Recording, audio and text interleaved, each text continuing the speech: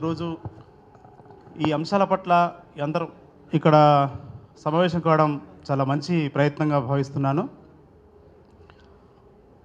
ఈ మత సాంస్కృతిక దాడి అనేది చాలా పెద్ద ఎత్తున జరుగుతుంది. ముఖ్యంగా చిన్నపిల్లల్ని టార్గెట్ చేసుకొని వాళ్ళు పనులన్నీ చేస్తున్నారు. వాళ్లకు సంవత్సరాంతం సరిపడా ఒక క్యాలెండర్ నిర్మించుకున్నారు. ఇప్పటికే 5 సంవత్సరాల పిల్లలకి ఏం చేస్తే వాళ్ళని మత ఛాందసైపు మళ్లించవచ్చు అనే ఒక బృహత్తర కార్యక్రమాలు వాళ్ళ చేతిలో ఉన్నాయి. కానీ ఇటువైపు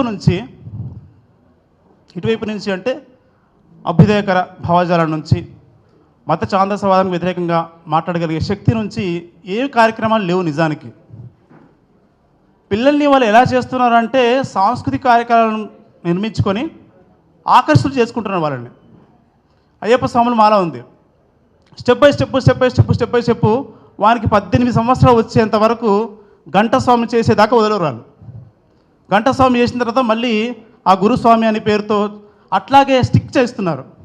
అట్లా మన వైపు నుంచి కార్యక్రమాలు ఏమీ లేవు. నిజంగా చెప్పాలంటే అప్పట్లో మేము ఈ భావజాలం మా మీద పడుతున్న కొత్తలో బాల సంఘాలు ఉండేవని నేను విన్నాను. ఇప్పుడు బాల సంఘాలు ఏం లేవు. నిజానికి ఇప్పుడు విద్యార్థి దశలో స్కూలు రాములు గారి విషయంలో మాట్లాడితే కనుక, నేను అధ్యాపకులను మాట్లాడుతున్నాను, కళాశాలలు మొత్తం విశ్వ సంస్కృతిలోకి వెళ్ళిపోయాయి. క్లాసులో ఇప్పుడు మహాభారతం సంబంధించి మాట్లాడాలంటే ఏం మాట్లాడో అర్థం కావడం లేదు. పాఠాలు ఉన్నాయి, భావజాలం ఉంది, ఏం చెప్పాలి?